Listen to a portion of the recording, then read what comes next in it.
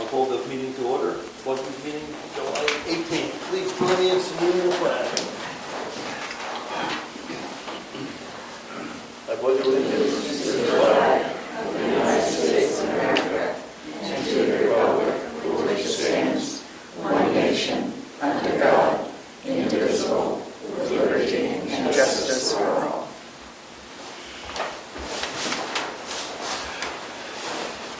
So the first item on our agenda is a solar panel discussion. It was my understanding that we're going to have someone here from the installation of the He's solar. not here yet. Would you like to discuss it? Not much I can tell you. You want them to sit here? They just opened it and you're up there. Oh, I'm up? Yeah. You are up. We're sorry, we're standing in the parking lot. Oh, Right here? I'm fine. You can stay. A lot of people here. Hi, how are you? Good, how are you? I'm good. So I'm Patrick Campbell, and if I'm off, I'm happy to speak to the board.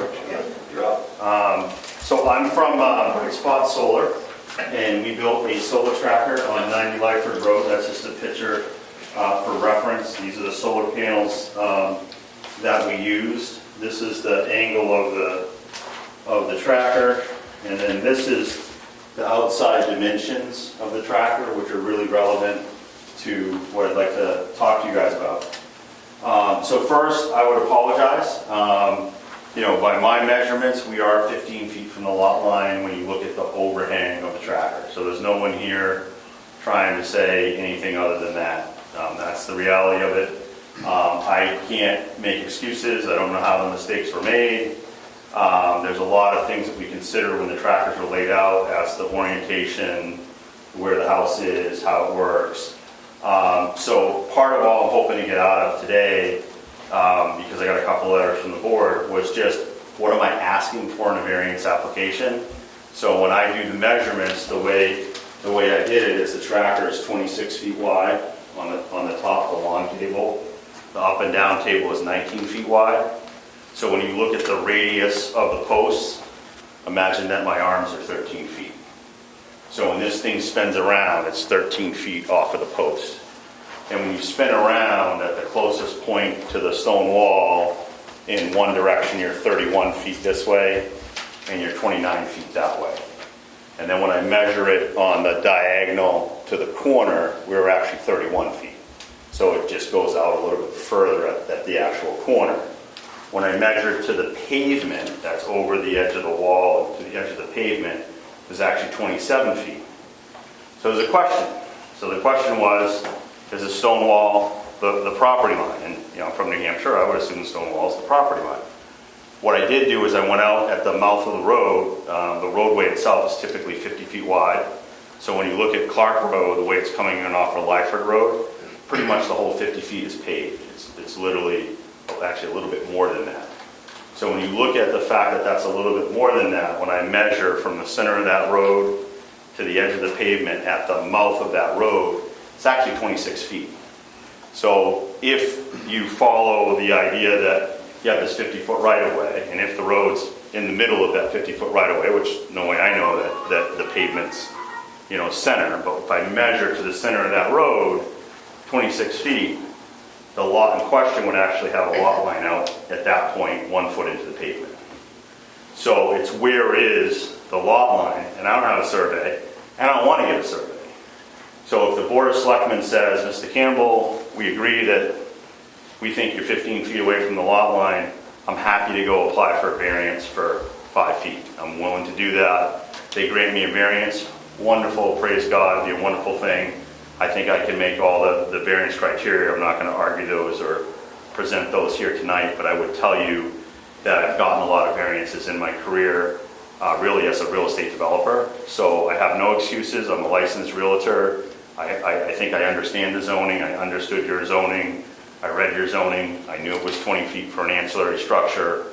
I obviously wasn't the guy that went out there and put it in the wrong spot, but I'm the guy that's responsible for that. So I know that a mistake was made. I wish it was a little bit further away. I think there was an assumption that the edge of the pavement was the target. And honestly, that may be true, but I have no way to prove that. So I'm happy to apply for a variance to the stone wall. The tracker's perfectly safe, it doesn't tip over. If it did fall over, it wouldn't even fall to the stone wall. It's not going to fall on a public roadway. Knock on wood, these things don't fall over. The viewscape, I took a couple of pictures, and I said if I'm the post, if I wanted to be 20 feet from the lot line, that's how much I'd have to move it to make that radius work. And I would submit to you that the other factor that I use here, and I understand that you don't have an equitable waiver ordinance, one of the selectmen, I don't know which one of you I talked to on the phone, but... That was me. All right. I know we talked a little bit about what an equitable waiver is, and the only reason I want to bring this up is there's never been a finer example of when an equitable waiver should be granted, meaning that we did everything in good faith, we understood what the ordinance was, we made a mistake based in measurement or calculation, and or made an assumption that the pavement was the edge of the lot line. And in some of these older towns, these older roads, that has been true. Again, I don't know whether it's true on this one or not, but what I mean is we didn't ignore the ordinance, we didn't do something unlawful, we literally made an honest mistake.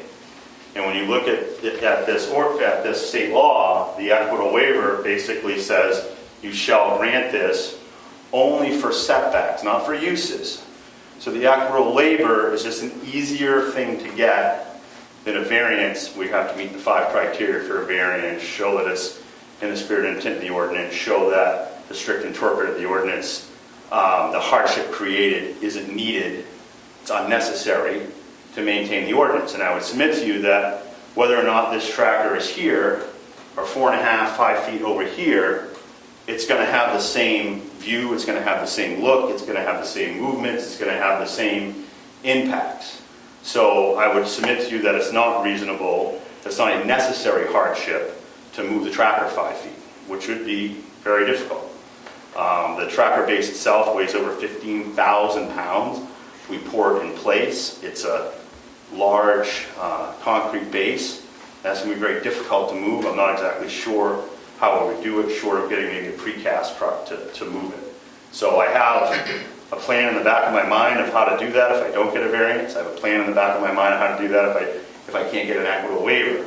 But I would at least point out to the board that the equitable waiver is a state law that's in place to deal specifically with this type of situation, and I specifically meet that criteria, and it specifically retires town shall grant that. Now, you do not have to enact an equitable waiver in your ordinance. It's not a requirement under the state law. It's just that if you did do it, and I met that criteria, you would have to grant it. It's a little bit less of a threshold than getting a full-blown variance. I think I meet the criteria for a variance as well. I know I meet the criteria for an equitable waiver, so if the Board of Selectmen said, okay, in this case, we'll let you move forward with an equitable waiver, I believe that's something the board could allow me to do, but you'd have to specifically vote or say, yes, we'll let you do an equitable waiver under RSA 674.3, which I would appreciate, but again, I'm just asking and making it clear to the town and to all the stakeholders that we're not trying to do anything nefarious here, we're not trying to do anything wrong, and that tracker is going to be there no matter what. The question is, you're going to make Mr. Campbell move it 5 feet. And I'm hoping that the answer is that you won't make me move it 5 feet, please. And that's pretty much my whole thing in a nutshell. I'm happy to talk about the technology. And the last thing I would say is you got a flat table. So when you take the table and I'm this far from your cup, and I turn it this way, I'm that far from your cup. So it's not the area of this table, it's, to exaggerate it, it'd be the area of the edge of the table right here. So somewhere in there, this thing's moving and that geometry is changing and the space is changing. But what I am saying is if I'm on the post, and this distance is 13 feet on the post, that's the space, that's the thing that never changes, whether it's up, down, or flat, it's always going to be 13 feet. So that's why I believe that the relief that I would need from the stone wall would be 5 feet, and if in fact the property line was the edge of the pavement, I wouldn't need relief because the stone wall is about 7, 8, 9 feet in most spots away from the actual pavement. So I'm open to questions, and I'm hoping that was helpful and respectful. Any questions? Well, I do see here that it's the zoning board of adjustment who would have to grant the equitable waiver, right on the very first section. Yeah, I'm aware of that, yes. So it's not. It would be you guys that would have to allow me to utilize that state statute because you haven't adopted that in your planning and zoning ordinance. So I would need your permission to use that state statute. And again, if you don't want to, you don't have to, it's just an ask. But then you're only looking at the criteria that I believe I clearly meet under the equitable waiver that would be a more assured path to relief from the ZBA because the state statute has words like shall if I prove X, Y, and Z, which X, Y, and Z I believe I can prove reasonably. And then that's also probably the same, very similar arguments that you would make for the variance application, which I'm hopeful that we can get. Your numbers are confusing me a little bit. Okay. When you're talking about 27 feet away, what are you referring to? When I'm referring to the post. Post. So the post From the stone wall. from the stone wall, and I'm sorry about that, yes, the post, And that's the closest point. correct. Actually, I think it was 28 feet, but the stone wall is not exactly straight, so it could, vary a little bit on how you pull the measurements. But one of the other things that I did is the house itself, and I'm not making excuses, the house itself doesn't meet your setbacks. So the house itself is a grandfathered use that's closer to the road than what it's supposed to be. When you look at the GIS map, the house is 106 feet when you measure the GIS from Clark Road. So when you measure the tracker from the house, it's 78 feet. So that, therefore, I know I'm 28 feet from the lot line, regardless of which stone I measure to. So again, 13 feet of overhang. And your ordinance respectfully talks about overhang when it talks about structure. And it says that it must be from the structure, any part thereof, which implies overhang. But when you talk about ancillary structure, it simply says 20 feet. Now, I'm not making the argument that someone like me shouldn't interpret the ordinance to mean overhang, but we have had different definitions of the foundation and the ground versus whatever. And I don't know if that's what my guys thought when they were making this measurement, and they were way over the setback with the concrete form, because we have had towns where that was what they required. I don't particularly know what clearly your town ordinance is, but based on the letters I received, you're talking about the overhang. So if I measure 28 feet from the post and I have a 13-foot overhang, that means I'm 15 feet from that stone wall, where I should be 20 if in fact the stone wall is the lot line, which I'm willing to concede because I have no way to prove that the pavement is, other than I did measure from the center of the road at the mouth. But if you measure further up Clark Road, it's way less than 25 feet to the edge of the pavement. So then it's probably the stone wall further up. But where this is in the front side of the lot, it's hard to exactly tell how that plays out. So I guess the one thing I'm asking is, can I do an equitable waiver? And can we agree that if I got a variance for 5 feet, I'm all set? Or do you want me to apply for a variance for 10 feet? Because no one has told me the extent or the degree of what you think the violation is in the setback. We were first told there was a zoning violation. Well, what zone? What ordinance? What section? Then we were told a setback. Okay, there's a lot of setbacks in town. So then finally, through our conversation, I was able to verify both with the selectman I spoke to and with your code enforcement officer that yes, we believe it's a 20-foot setback. We do believe you got that part of our ordinance correct, section 25D or 2DC or whatever it is, in the ancillary structure.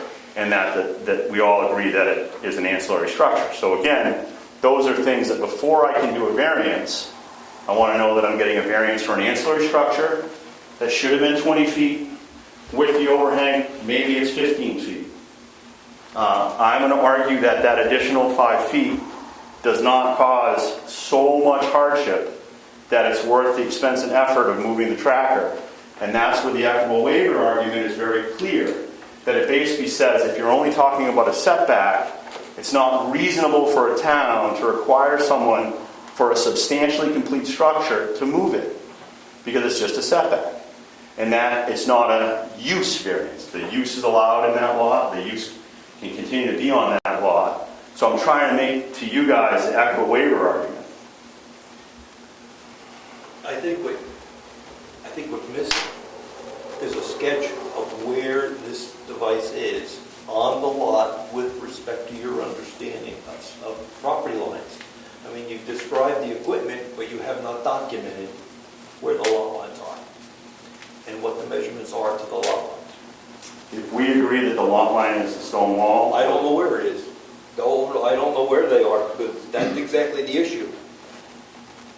and I apologize, Mr. Selectman, that is a very reasonable thing for you to ask for, and that is something that I would bring to the ZBA should I need to do a variance application. I just, again, am looking for feedback because we received letters from the town saying it was a violation, and it's still, right now, just like you're saying, gee, I'd like a map showing me what you think it is. I'd like a map, you telling me what you think it is. You know what I mean? I'm willing to do whatever map I need to do, and I'm willing to do whatever relief I need to take. And, I mean, I don't want to say this because it undermines my argument, but if I end up having to move the thing 5 feet, I'm going to do it for my customer because it's my responsibility.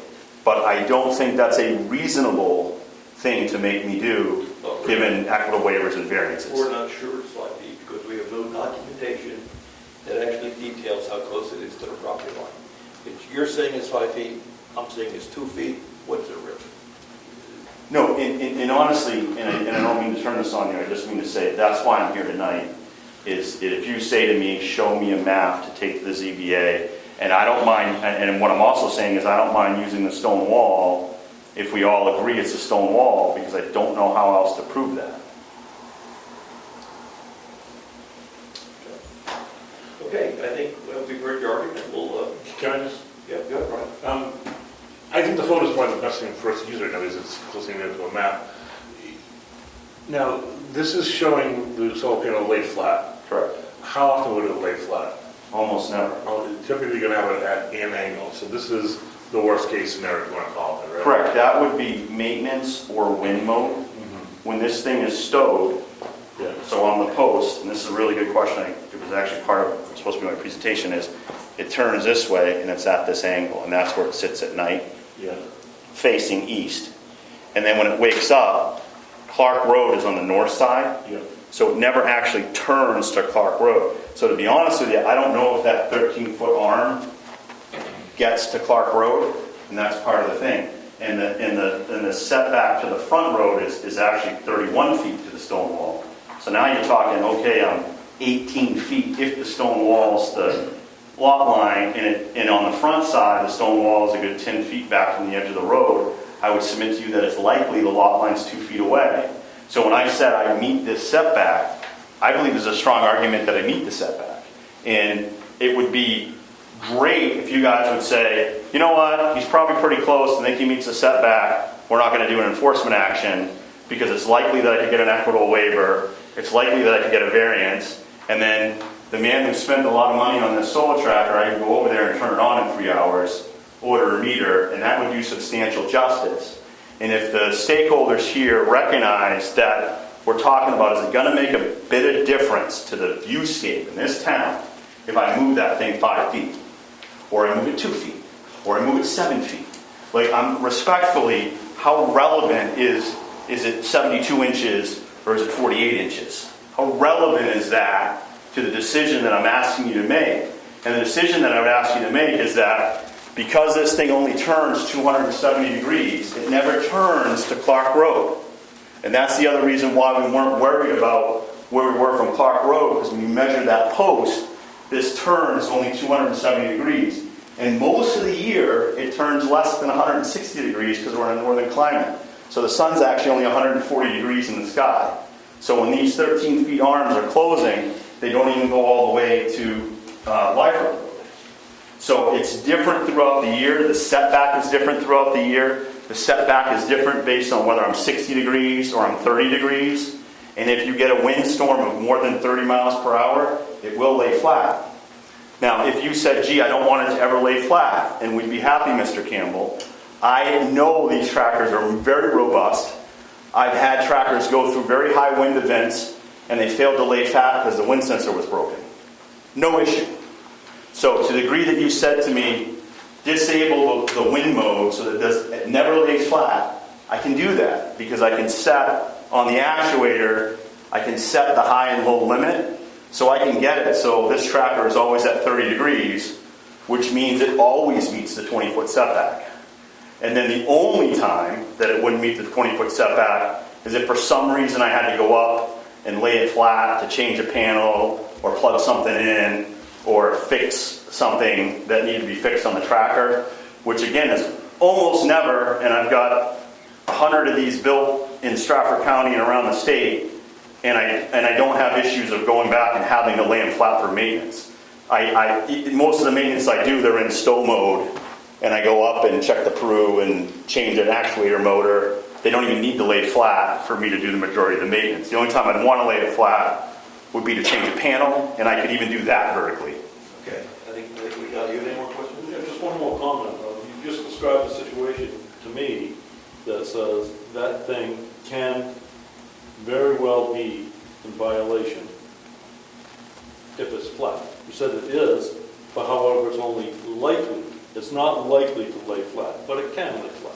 And when it lays flat, it's in violation.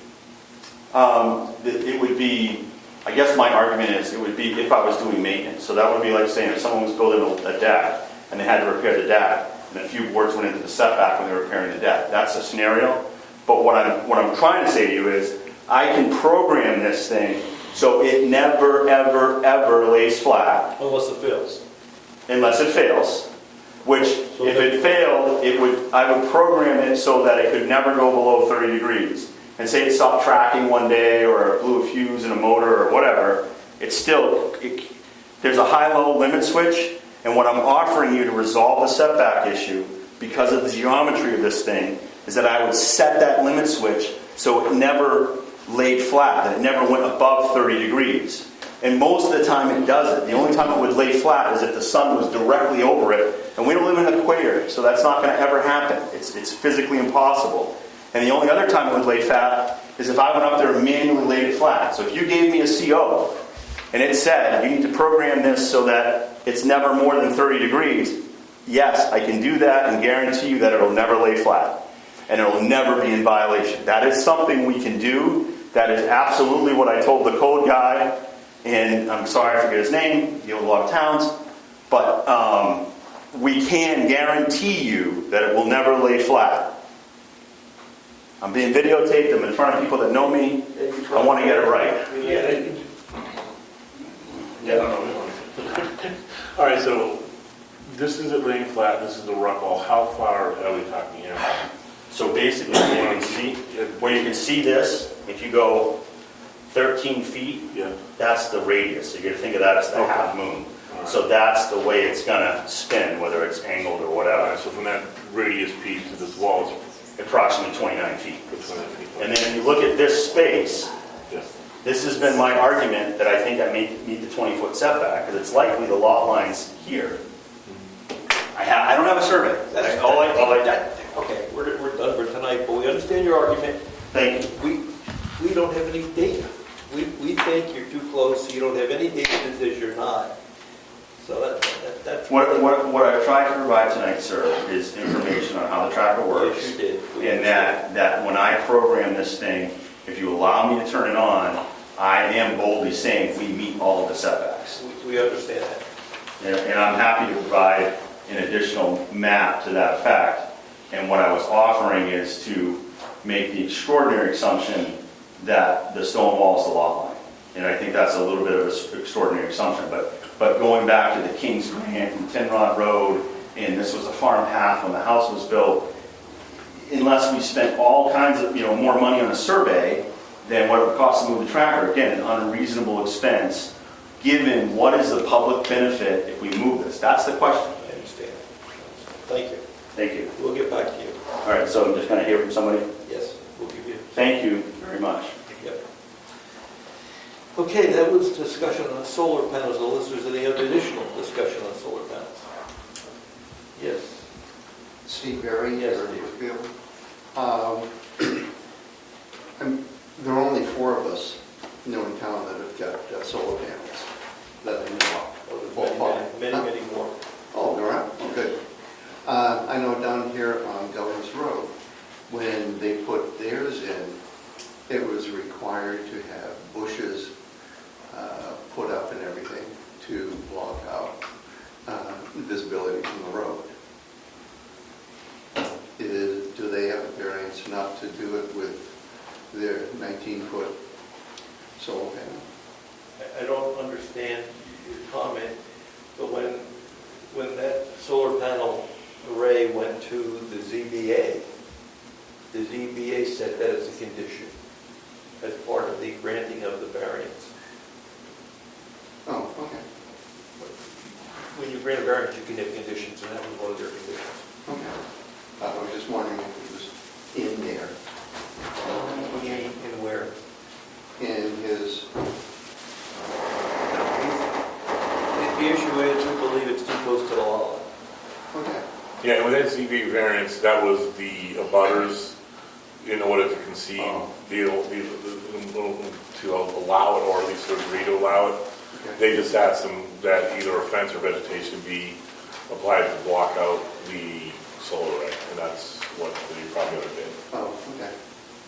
I believe that would have come out of the public hearing. Yeah, it was at the ZBA hearing, yeah. I was just wondering, can you not use the tax maps to see where it's not accurate That enough? was not accurate, it says right on it, don't believe it. That's the problem. Okay, we're going to move on. We spent a good half hour on that, it's important. So let's move on to meeting minutes. We have 2 sets of meeting minutes.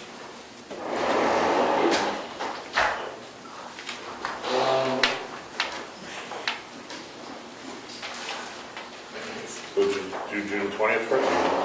July 3rd and June 20th, yes. All right. I make a motion to accept June 20th as drafted. Second. All in favor? Aye. Aye. And I'll make a motion that we accept the July 3rd minutes as written. I'll second that. All in favor? Aye. Okay, there you go. Any other public input? Yes, Susan. Susan Revan, Governor's Road. I'm a member of the Wakefield Brookfield Historical Society, and we're requesting the use of the townhouse for 2 meetings, August 5th for a breakfast, and October 10th for their final meeting of the year, ice creams. What was the second date, Susan? October 10th, I think. And that's an evening, and the other will be the breakfast. So, one is a fundraiser. The question is, are we giving it away free or are we charging the $50? Who's the fundraiser for? It's for the Wakefield Brookfield Historical Society, and I would say that the society stores Brookfield stuff over there, and they're doing a fundraiser as a grant. It's in order to get a grant, this particular one, they need to show that they can fundraise. Some matching funds. So the fundraiser for a public entity, Yes. not a private. No. It's private, so it's a nonprofit, right? Yeah. Yeah, that's why I think when it comes to nonprofits, I think we should, I have no problem letting them use it without a fee. I have no issues. On both of them, the second one was just a, I don't know about pancake breakfast, so. first one was a pancake breakfast, the second one was just a meeting. Yeah, their annual meeting, and they would serve ice cream, and there's no charge. Okay. So the consensus is I'll make a motion we accept both without fee. I'll second. All in favor? Aye. There you go. Anything else from the public? Yes, Leah? Leah Gage. Newsletter is on track to go out mid-August. We haven't figured out an actual date yet. Still working on that. And I'm sure Mary Lou will have a little bit, but the games went great. They were a big hit. Sorry you two didn't want to partake in the contest, but Bob and Karen and Ed had a great time, and everybody loved it. It was a lot of fun. It was hot, but it was fun. So you're going to snail mail the newsletter in August about? Yes. And then the one after that in November would go out with the tax bills, as usual. Okay. Yeah, I agree. It was a great Saturday event. Ice cream after the games went very, very well. Well attended. It's good you're going to have ice cream. That's excellent. Go get more ice cream, hurry. That's good. That's good. A lot of people showed. It was great. So, well done. Good job. Anything else from the public? Okay. Let's go through the boards and departments and committee reports. The roads, we had a little rain. I think we made out all right. I think we're really lucky. I think we were. So that was good. And the pavement's all there, and we just put it down a day or two before, and it's still there. There's on Moose Mountain Road, there's a couple little spots, but that had a tiny amount of damage from it, but I think it's repairable, and I think it'll be fine. Excellent, excellent. I do have something for you, though. This is a proposal for the shoulder gravel for those roads. Yes. So if you want to think about it for a minute, and also we want to get some other quotes, can do that. Is that just the gravel and the machine, or just? That's a complete operation of hauling, placing, sweeping, and compacting. And this will cover all the roads that we've just paved. Except for Roberts Road, which I would do, because it's a very Okay. short section, but Okay. Moose Mountain, Garney, and Clark, which the paving is complete now, so. Just out of curiosity, did you get a chance to look at that one over culvert? I fixed it. Temporarily fixed it. It's going to have some more material put in there as time allows, but gravel and riprap to back up the gravel in that area. And then this would just be going right over what you... This has to be done no matter who does it, and it needs to be done as soon as possible because Good voice, yeah. my opinion of the paving job was they did a probably above and beyond job. I mean, the amount of asphalt they used was more than I expected, and so that leaves a lot of high. The placement of the asphalt is much higher than the shoulders now, so it's going to take quite a lot of material. We did put gravel on all the driveways on Garney Road and Moose Mountain Road, so that part's done, but the sooner we get it backed up, the better for anyone that goes off the edge of the road. I'll make a motion to accept the proposal from Allstate Construction for $34,853.70 to do the gravel on the new pavement. Let's protect our investment. I'll second the motion. All in favor? Fine. It's important. We got to get it done. Yes. Thank you. So just sign it if you would, and I'll let them know. They should be able to do it right away, so that'll be good. 34, would you say it was 34?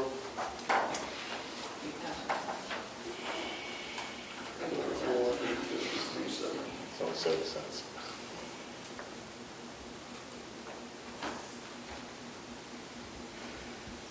Need that back. On the second page, there might be a spot to sign to, I'm not sure.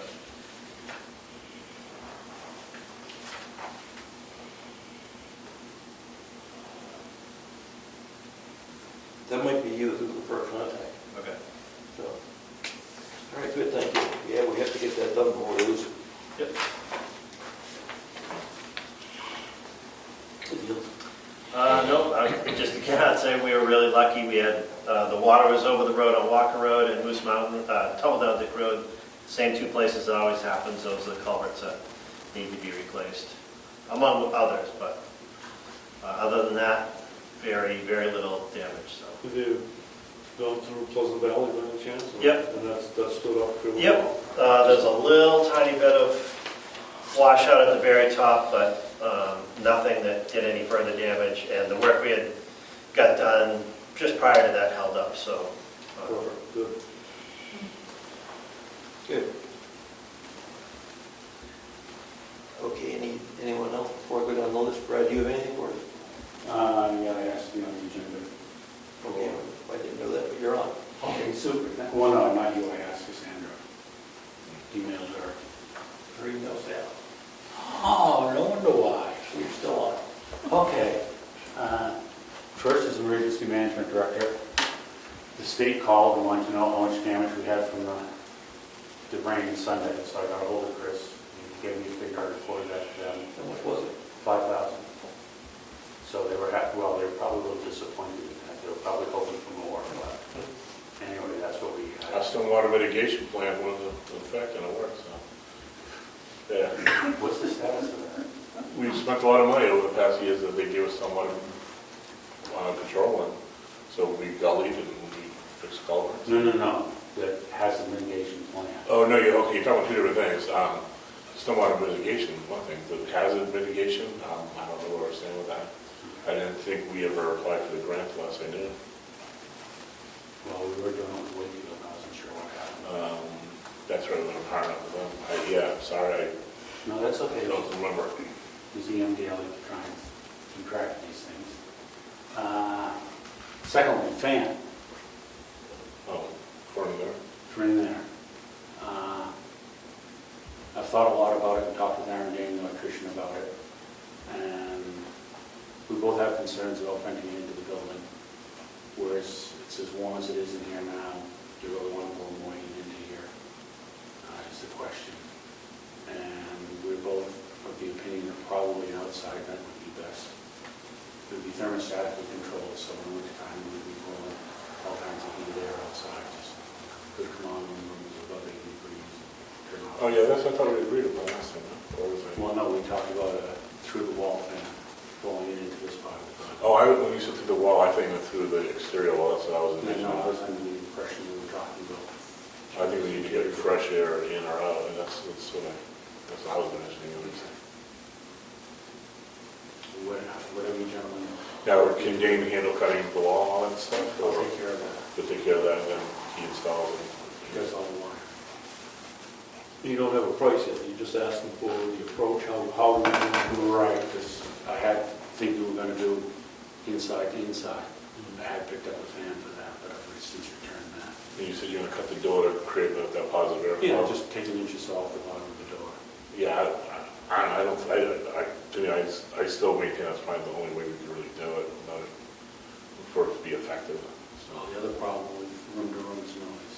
It's not gonna hang there, and, It's got to be a small fan, that's not a big roof. We're not even, you're probably talking like very a small. 2x2 or 3x2 frame. A little. You're talking 8 or 9 inch fan.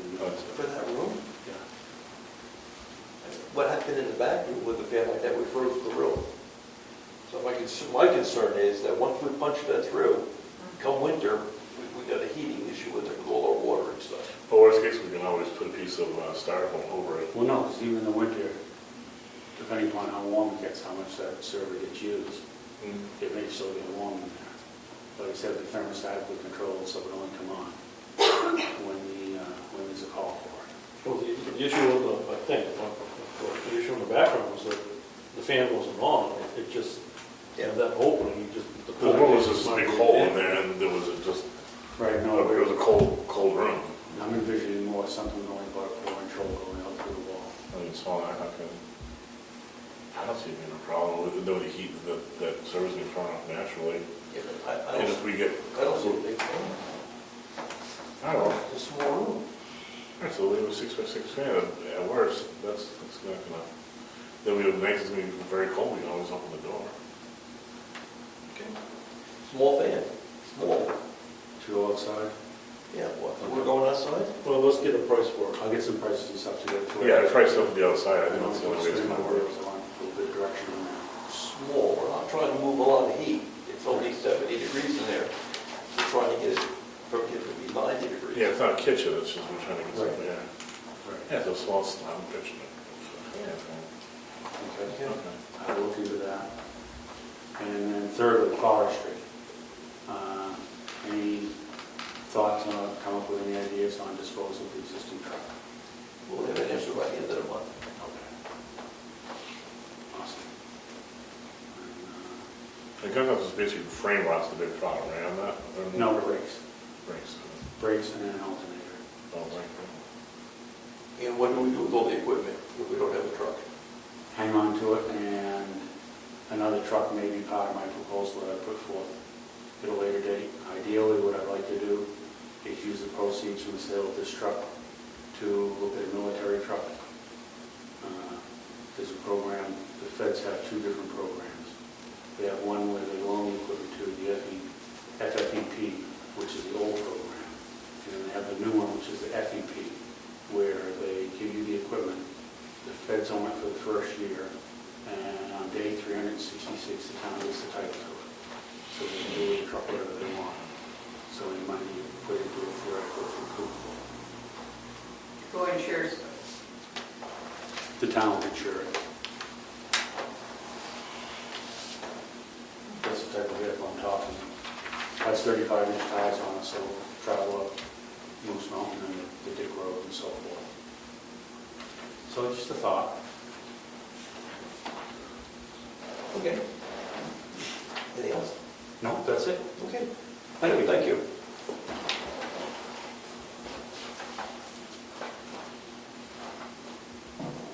Heritage Commission? Mary Lou, would you like to say something? Sure, why not? Oh, God. So first of all, thank all of the people that came, and you gentlemen for coming Saturday to the ice cream social. From my count, we had over 80 people attend. The games were a terrific success, and I was so worried when they first gave me a 2-page list. I thought, oh my gosh, what are we getting into? But it was a huge success, and everybody loved it, and we've had many wonderful comments on it. So a wonderful thing and a wonderful event. So second on my list is, at the last Heritage Commission meeting, Jan Ledbetter said she would like to be an alternate member on the Heritage Commission. So I have written up a proposal. She was approved at our meeting, but I've written up a proposal for her to be accepted for a 3-year term. Her term would end in 2026. So if you gentlemen would approve it, that'd be great. Okay. Does that take a vote? Yeah. I'll make a motion that we approve Jan Ledbetter to a 3-year position on the Heritage Commission as an alternate. Second. All in favor? Okay, good, done. Thank you, I appreciate it. Thank you, Jan. Yes. So as I have made all of you aware, the windows are now totally done. James Munn, who was the man that's been working on them, has finished them all. I told everybody when they were walking in to look at the stained glass windows and go ooh ah as they were coming in and going out. He just did a terrific job for us. He did have one recommendation for us, and that is that he would like to put locks on the 2 stained glass windows and the 2 windows that were in Virginia's old office, because those are the ones that would be most accessible to be removed. So I would like your permission to have him do that. It would be at his hourly rate of $40 an hour. I can't imagine putting 4 locks on would take more than an hour or 2, but I would like your permission to have that done. He's still under his original bid, so we'd be fine with the cost. Yeah, fine. I'm fine with that. Good move, yeah. Mary Lou, Rich and I were talking, we were there Saturday, the one window where we get no row, we don't have a stone window. Right. We were considering like a plexiglass to protect the window, because we don't have a stone window over it. Right. Nice brand new window, hate to have it beat on all winter long. Would you guys be okay with plexiglass over a window like that? On the outside, inside? On the outside. On the outside. So is it one of the big, It's the front window that's behind the stove. Behind the stove where we can, you can see it from the outside, but you can't really access it from the inside. Oh, yeah. Yes, All right, so Yes. the piece of plexiglass over that would be okay? yeah, sure. He had trouble getting that one out, everybody does. So, yeah, I don't see a problem with No, that. my thought, I thought, would it make sense while he's here, would he be interested in tackling that? I can ask him, he said he'd be back in 3 weeks, and that was about 2 weeks ago. So I can email him tonight and see if he is able to do it. Yeah, if he's here doing the walks, maybe he can Yep. do that as well. So my last item is, as you're probably well aware,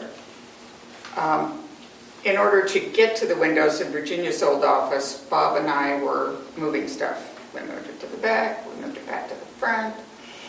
He will have to come back, but I would like to do some housekeeping of old signs that we have in there, and maybe they could go to someplace else. I'd like to see about trashing a few of them, and these are the ones I have in mind. So this one is a multi-use sign that we've had for many years, and we have lots of little signs that go with it. What But do you want to do with this? trash. Okay. So, and this one was for the Brookfield, when we used to do the Brookfield Christmas boutique. This one just says Town Coffee. Well, we now have nicer signs that say Town Coffee. And then there's the big piece of, what is it? Styrofoam. Styrofoam type stuff. A quick question for you. Right now, when we're having events like that, pretty much when I was doing it, we typically use the A-frames and weather. That would be the Yeah, basis. this was these are old, they're huge, they're heavy. The plywood, the things that, Yeah, and they've been painted. So we do have someone in town that would like this. I don't know if you remember it.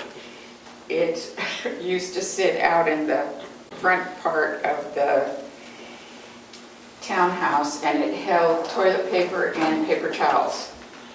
Well, it's been turned backwards so nobody could get to the paper towels and the toilet paper for many years. I would like to see about having the person that would like it have it, and then buy something else smaller that I went over and looked at the bathroom tonight. There's room to put a small cabinet in the bathroom that could hold paper towels and toilet paper. I wouldn't have a problem with it as long as he, The as long door. as they gave us back the toilet paper if there's anything. Oh, okay, there's a couple cleaning supplies too. The problem with this one is the door doesn't stay closed. It does on the carpet, but when you have it on a wooden floor, it's not level, so the door swings open. Can't give away town property, you know that, right? Okay, if it found its way to the dump and got lost on the way, would that be a problem? Just going to the trash. Yeah, it's going to the trash. We just can't give away town property. All right, Yeah, we can throw, but we can't throw it in the trash. okay. if everyone's becoming just a truck pound, so it'd be good to jettison some of these signs. Yes, thank you.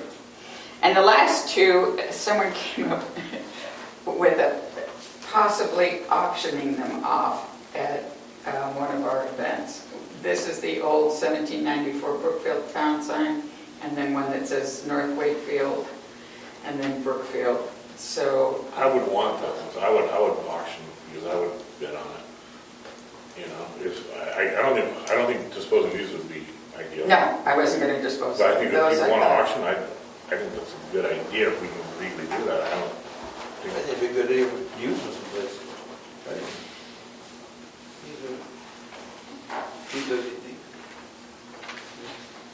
I don't know what the process is for doing an auction of public property. Can you give me a quote to redo the sign at Stoneham Corner? I have Sure. a picture of it. I'd like to see it Oh, reused. Is that what the- that's what I'm saying, I wouldn't do it, I think I'd seriously bid on it. With your lettering Yeah, and stuff like you did the town They're pound? pretty, We that's could just, put them someplace, can't we? we already got one, that one right there is already on the corner of Garney and stone on. No, No, it's not not? that one. Well, we have something similar there, right? Yes, I'm gonna ask Brad to redo that Yeah, one. you know, so we already have one like that there. Yeah. That's why I want them, is that, like, you know, it's, so I don't know where else we can use it, other than posting it on the opposite corner, I guess. No, why can't we put them in someplace in the schoolroom or the townhouse, or doesn't fit in here? I mean, it's sort of like the originals, right? They are the originals. Yeah, that's why I couldn't stand seeing them go, that's why I'd like to see them. We all agreed we didn't want to see them go. It's a place for them, a reasonable place. You wouldn't keep my safe. Well, it The wasn't safe my was- safe. The safe was a whole other ball last night. No, we didn't keep this thing. No, you didn't keep my safe. Let's see if we can't find a place for these. Okay, all right. Yeah. I'll see what I can do. All right, thank you. As far as these are concerned, then it's no. The rest of that, I think, is Josh. It's just Thank you. Josh. I appreciate it. Thank you, gentlemen. Okay, committees.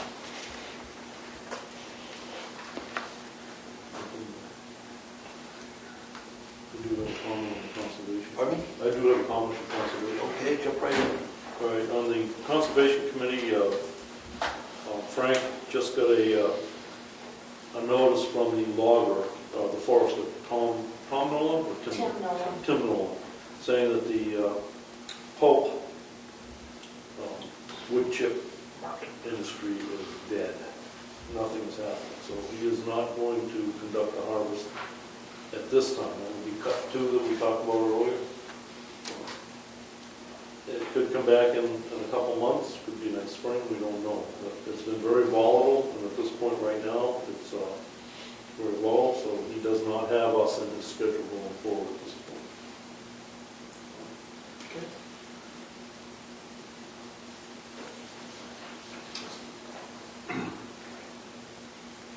Any other boards or committees that I skipped?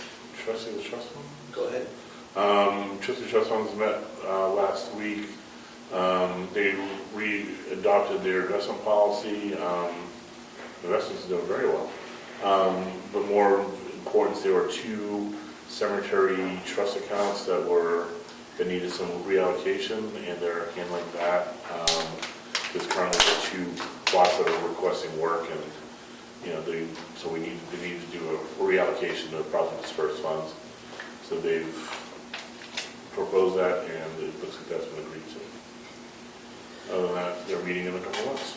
Since we're talking cemetery, I've been approached by residents of the town about forming a trust fund for all the cemeteries that don't have their own trust fund. So we got 72 cemeteries, and a packet of them have money set aside in trust, and the rest of them don't. You're not talking cemetery, you're talking graveyards. Oh, great, also. Yes. That distinction, My bad. which I think we're walking into murky waters, dealing with private property. So that was, the question was how would somebody go about doing something like that? Is it possible? And I couldn't answer the question. Don't know. I would think we would need to talk to DRA or Laura on that, because that's, either we're taking private money, then the town's gonna manage it, or we would, or you're talking disbursement of town funds to care for private property. Again, I think that's a strong, probably no. The cemetery is one thing, but graveyards are typically around private property. What's the issue? Well, the issue is that this person wants to set up a trust fund so that the trustee of the trust fund would have a cemetery wing, I guess, or designation, and then they would be able to spend money to maintain the graveyards that are on private property, but not funded through a trust fund. Brian is right, you gotta be careful, because it's all private property. Okay. They can volunteer, they can pay to have someone do it, but when it's town funds, you have to be very careful. Yes, even if they were to make a private donation to create a trust fund under the cemetery trust, I'm just not sure how that works. I don't think it does, but I can check with the trustees of the trust fund, and maybe they have more working knowledge of that. Yeah, if you would let me know. Yeah, definitely check it. Information back, and maybe a no, or maybe this is how you're gonna do it. Yeah. I put it on the agenda for our next meeting with the attorney. Oh, you want to do that? Okay? Trust funds. We told the trustees of the trust funds to pull out about $200,000 It's for the road. for the road. So we know that the treasurer gets over 5% interest. Yeah. If they're not getting close to 5% interest, that money should, in my opinion, should be transferred now and not wait till December so we can get interest on it. Would you talk to them? Yeah, See what I'm saying? like I said, they're making good interest there as well. They're, On the cash, well, it depends on where they have it. That's when it depends on where they have it. we get 5% here. If they're not getting close, we can transfer that money early as opposed to waiting until December. So earlier, the better question mark. Sure. Well, we have that, and we have windows we have to pay for. Yes, it's roughly 200 grand we're going to be moving out. Yeah, get the bulk of it. Okay, I'll reach out to them. I'll hear them. Okay, good. Joanne, you ready? Sure.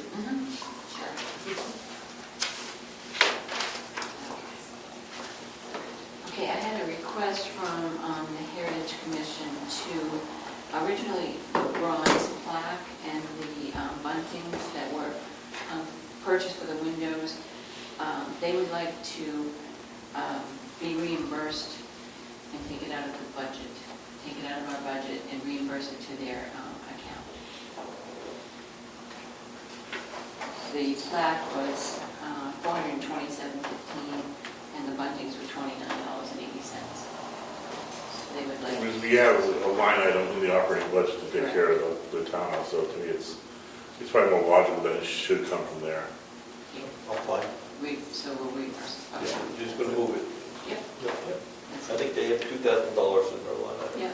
Yeah. Okay. I just wanted your permission before I did that. That's it, other than bills for me. Okay. I still don't have any clarification on Gov Connection. I don't know, I think John, the IT person, has been away. No, we've been on. Oh, he has? Okay, well, Okay, so again, Cassandra's email is down, so I haven't been able to connect on that. okay. Okay. You want to do that one? Yeah, sure. We'll come back to the bills and the communications. You ready now? Sure, do that one. All right, this is for public information here. The Town of Wakefield Planning Board has given us a notice of a boundary line adjustment and a public hearing to the abutters of which the town of Brookfield is. It's Wakefield Tax Map 134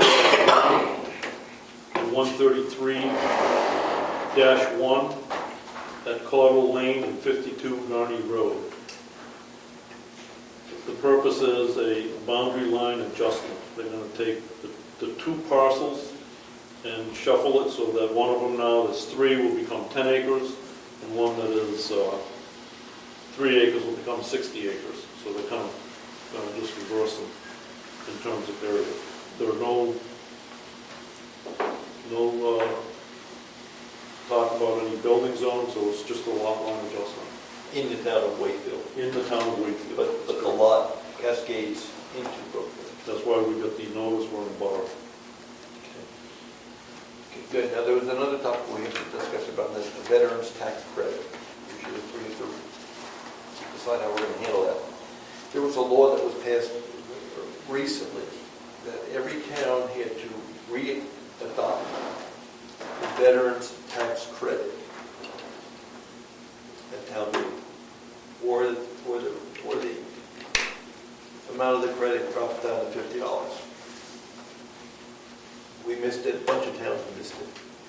So our options are to have a special town meeting, or to do exactly as we did last year with the same amount of money to the same people that participated, if they're still alive and still in town. So it's up to us to decide how we want to go forward with that.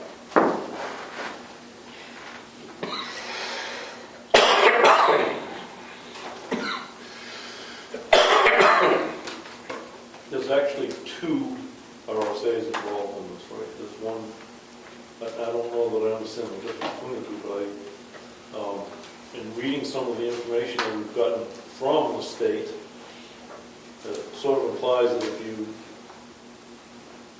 you don't do any, if you didn't adopt it, you should be able to continue what you did last year. That's the avenue that I think we should take, Yeah. as opposed to having a special town meeting to vote on this warrant article. Right. So if it doesn't have to drop to 50, if you gave them 250 Yep. last year, we give Yep, them 250. same number. We just do this year what we did last year, no additional veterans credits. And the only modifications are people passed away or that. Yeah. Yeah, I think that's the right way to go. Yeah, you just may do it. All right, that's what we're gonna do. So it'll be anybody on record as of April of 2023, or 1st, 2023? Yeah. No? Anyone on, as of 2022, we're gonna do what we did last year, this year. This is 2023. We're gonna duplicate 2022. Okay. We're not making any Yeah. changes for 2022. Okay. Because normally, April 1st, take a new snapshot. Right. And we're going to sign some tonight. Yes. So they would normally go up for participation, but they're not going to go in there with their activity taken. And I guess that's where I was thinking, maybe in Sarah, I was thinking, you take the snapshot as of April 23rd, and then looking backwards, or April 1st, 23, looking backwards, so same people get the same amount. Yeah, So if you approve that's one in right, yeah. January of 2023, they'd still be eligible. Right, exactly. Am I saying that correctly? No, okay, good. They have to have the paperwork in by April 1st of the year to have credit for that year. Okay, we Yes. have 22. So they have to have the paperwork in April 1st, 2022 to participate in 2022. If it comes in, like we're having some now, after April 1st, they won't participate until next year. Okay. But then, all right, okay, I think it's saying the same thing, just differently, okay. Okay. All right. But no, we're on the same page, okay. That's what we're gonna do. Okay, so that's squared away. Just check my phone.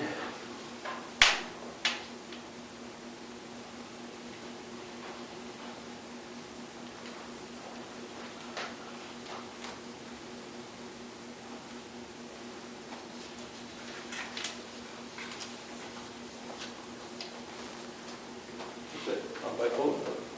All right, so let's do the bills. I apologize, I have two manifests. I didn't mean to do it that way, but it's the way it happened. Carroll County Registry of Deeds, $58.63.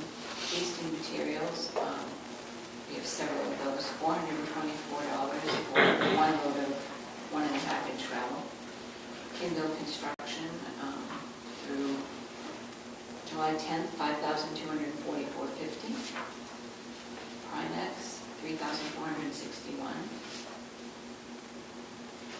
Staples, $64.99.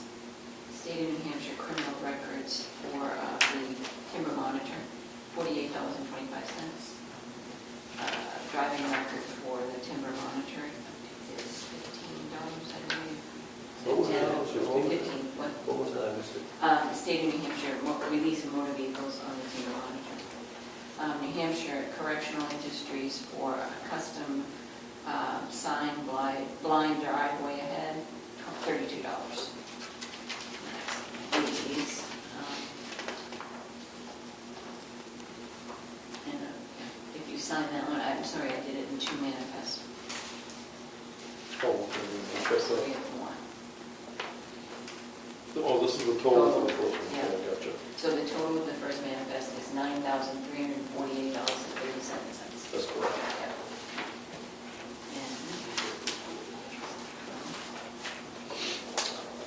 Okay, Eastern Materials, this was for stock gravel at the shed, $1,272. This was gravel for Eastern Materials, gravel from the storm damage on Tumbledown Dick and Walker. This was back in May, $2,544. To reimburse me for the minutes of July 3rd, $28.50, and postage for $8.95 that I had to mail 2 audit reports to the DOT. I don't know why, but they called and asked me. Kindle Construction, $5,443.10. a Mitchell Municipal Group, $210.14, and another one for $203.13 for Mitchell. National Trust for Historic Preservation for dues for the Heritage Commission, $100, and New Hampshire Preservation Alliance for the Heritage Commission dues, $50. That is it for me. Total on this manifest? Oh, I'm sorry. 9859.82. Correct. I make a motion that we accept manifest as presented. Yep, both of them, yes. Second. All in favor? Aye.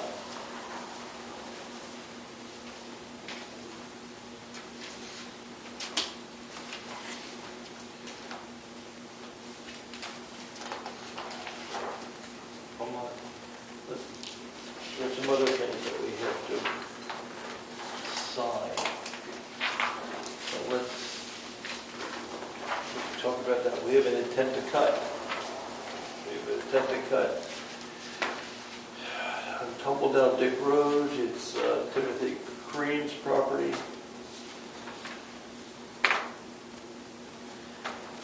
It's fine to me.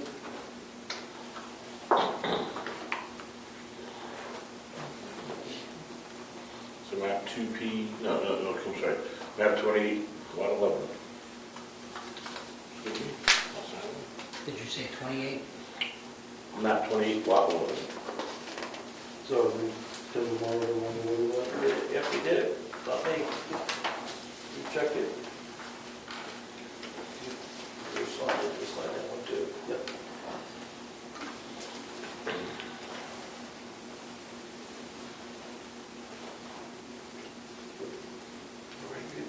Push one. Just get it out. Good. Okay, we have a new police officer next door that we have to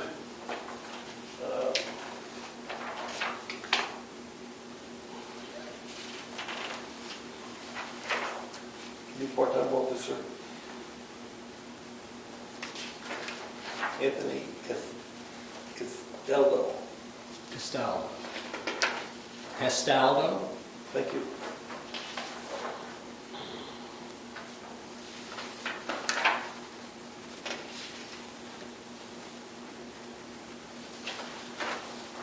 He was the chief of police in Ossipee.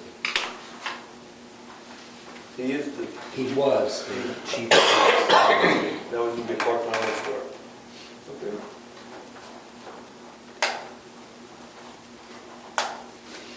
Goes next. Karen. And then we have two veterans credit applications.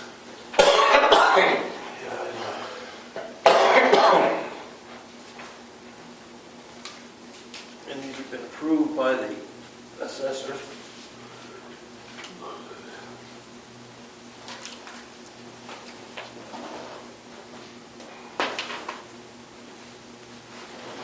Peter Gosling, one. And the other one is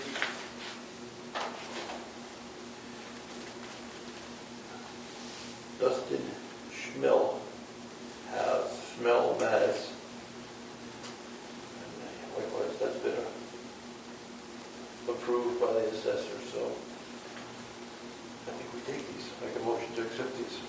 One second. All in favor? Aye. Just to make sure I got it right.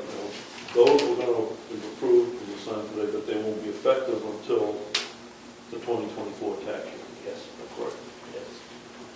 Need to sign that one.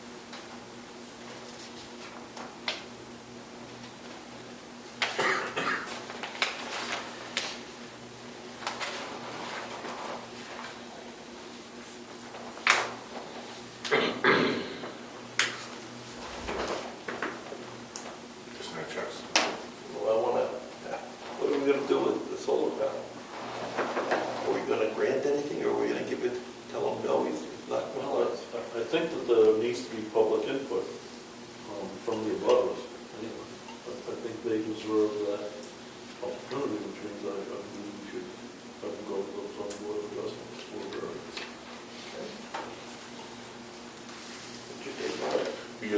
Because the issue is the overhang setback is not in compliance with the setback requirement right now, which is 20 feet even from the boundary. Big question is, what's the boundary? Right. Because if the boundary is the pavement, he's pretty good with most of it. I'd say most, if not all of it. But if it's a rock wall, not as close.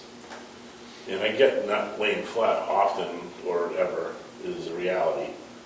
And you know, and so that takes away a lot of that leeway. But this is, to me, a prime example of ZBA should have final say on it. I know you asked for our agreement that we would give, what was there?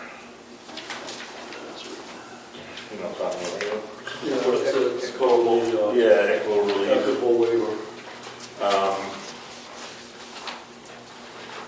And we don't have that within our,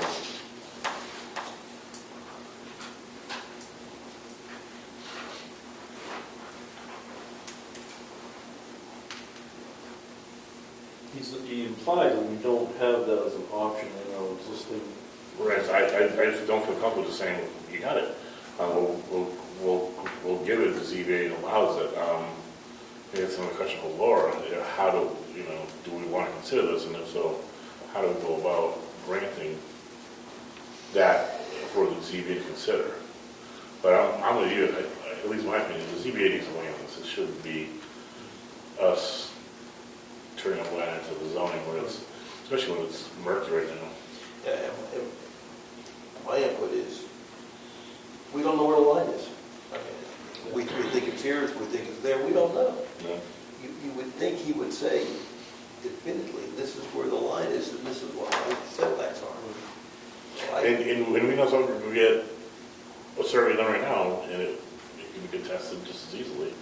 These older surveys on these roads are not, they're not accurate. Yeah. They're hard to really nail down. So, and part of this is a state road, it makes it even more difficult. So I think he needs to go armed as much information as he can to the ZBA. Yeah, I agree. Okay. Would you get back to him?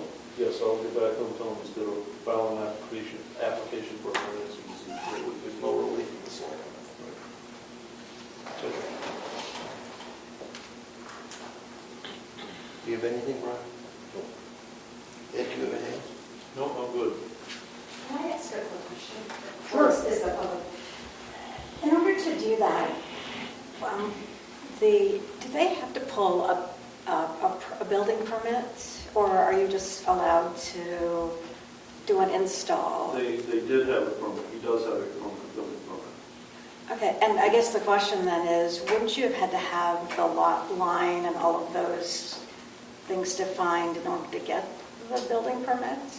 He should have done that, not the building inspector, the installer should And so, have. yeah, that's what I was wondering. Oh, yes, he should have done that. He was also, from what I understand too, the building inspector has criteria that he put in there that said, when you get to the foundation installation, call me and I'll come and inspect it to allow you to move forward.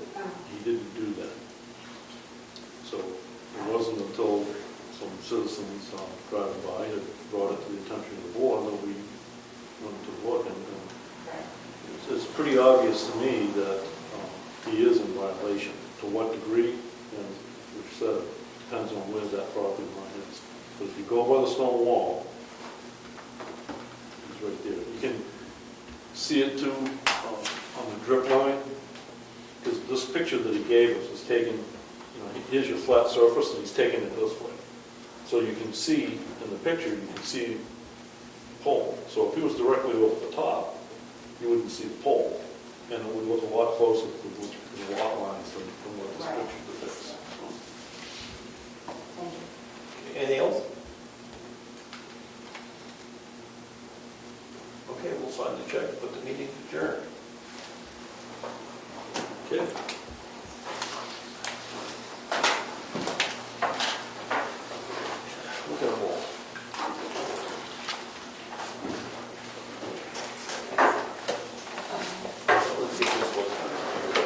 I'll go back to her, all Let's this, get this working, just a little bit. and the top sheets can go back within the big things, you gotta, We have to sign, look at this, this goes back to the,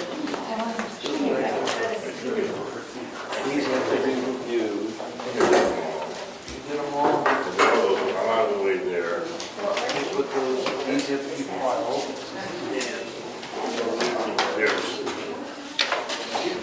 I think the second page, if I didn't, I'll sign it, but I think you look for a contract.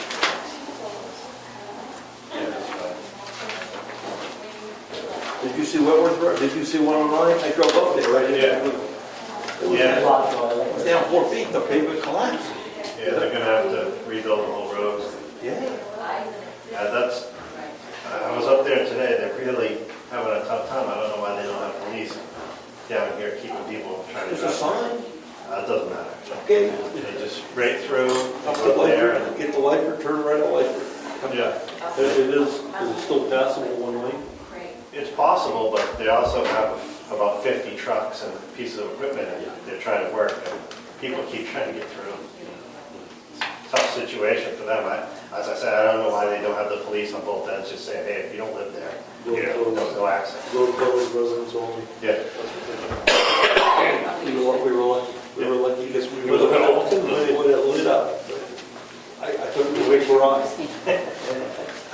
I wouldn't go through the water on Tumble Deck. I said, no, I'm not going through that water because it was running good. Yeah. But everything looked pretty solid, and I talked to Ed, and he said, I can't see anything bad out here, so we were lucky. Yeah. Brand new pavement, oh. I know. Yeah, as I said, there's a couple little spots on New Slot Road, but, you know, for the amount of water that we had, the damage that it caused everywhere else, extremely low. look at Alton, man, you know, Wolf Rose wasn't as bad, wasn't that bad either. Big Wolf Road, if you, like Cotton Mountain is completely destroyed, Janus Road is destroyed, the other end of Bryant Road, Stoddard Road is all destroyed. I saw on Facebook that our Genesis Road hit a washout. Oh, did? Go up, didn't go up there, but that's right. Yeah. Yeah, the college road's been having problems this whole year, Yeah. especially the lower part of Cotton Mountain. Lower part of Cotton Mountain, they've been filling and filling there. Since last December when we had that first problem, Yeah. I don't think any of these roads really get fixed properly, because it's like, hey, let's Band-Aid this thing and get it sealed up, but nobody's had time to really do it right, and it just keeps happening, so. It's like the worst. And it's extremely raw water. Yeah. I guess. I mean, there's water running all the time now, but it's not normal. Right, yeah, it's July, it's July. That spot on Gurney Road, that water is coming out of the woods, that's not even a normal thing, it just was coming out. Oh, only on the worst, the snow that comes down out of the woods over there. Yeah. And then I'm talking, I think maybe a handful of times, I can remember. Yeah, a Water little running, bit, an inch or. you know, the water running down through that field right across the road. I don't know how it does what it does. But it's one of the worst snows that I've ever seen that, so. Right in our parking lot, there's a little gully between our parking lot and the road, Yeah. and the culvert that goes under, that's flowing. That is bone dry, 99% of the year. Yeah, It's still flowing right now in the middle of July. it's an extraordinary amount of water. I actually had a question which I don't know if I should have asked What's that? publicly, They're working. but Chris and I were thinking about making magnets for the trucks. Because when we just did that work on Gurney Road for the driveway, we had to pull into everyone's driveway, so to make it more. Table right over. So if nobody comes out with a shotgun? Yes, and I wanted to use the Brookfield symbol, but I guess is that too much of a conflict since we're contracted and we're not town employees? We can use that insignia. What would you say around that insignia? I don't know.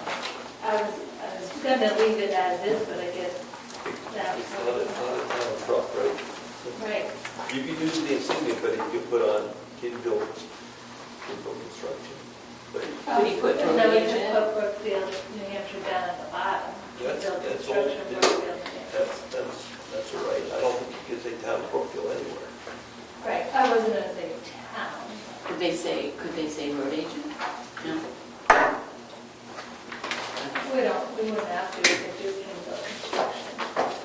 I mean, we have our own logo on the back of his shirt anyway. We could just do that. But I just thought that's more recognizable for people in town to know that we're working for the town.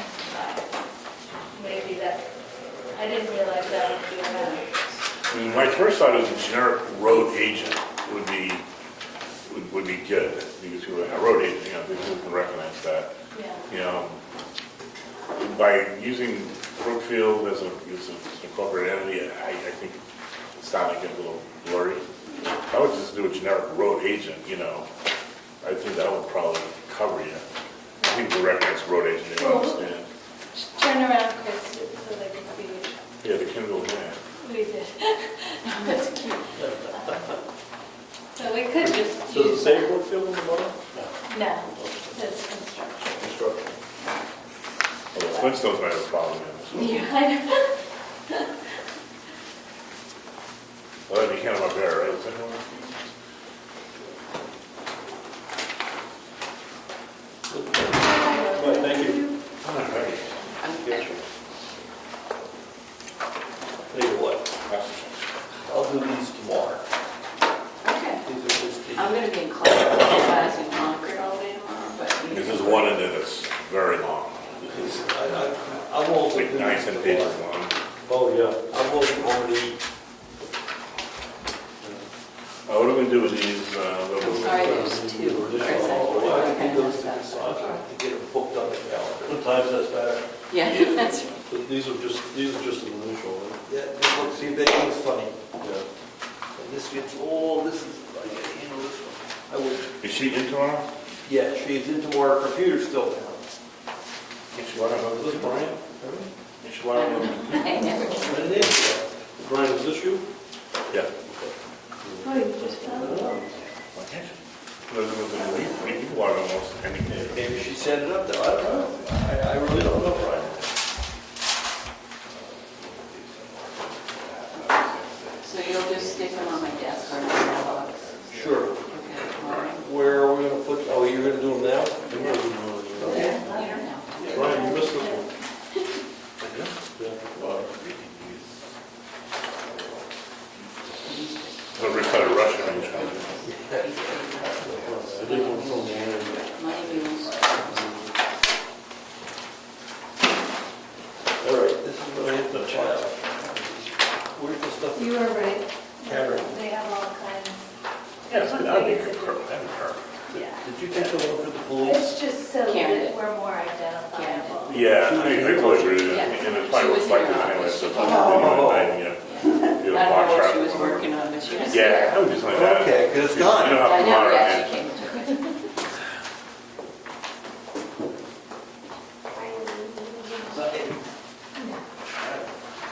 Thanks, guys. Thank you. See ya. We'll do bank statements next week too. Okay, We'll do them yeah. next week. Thank you.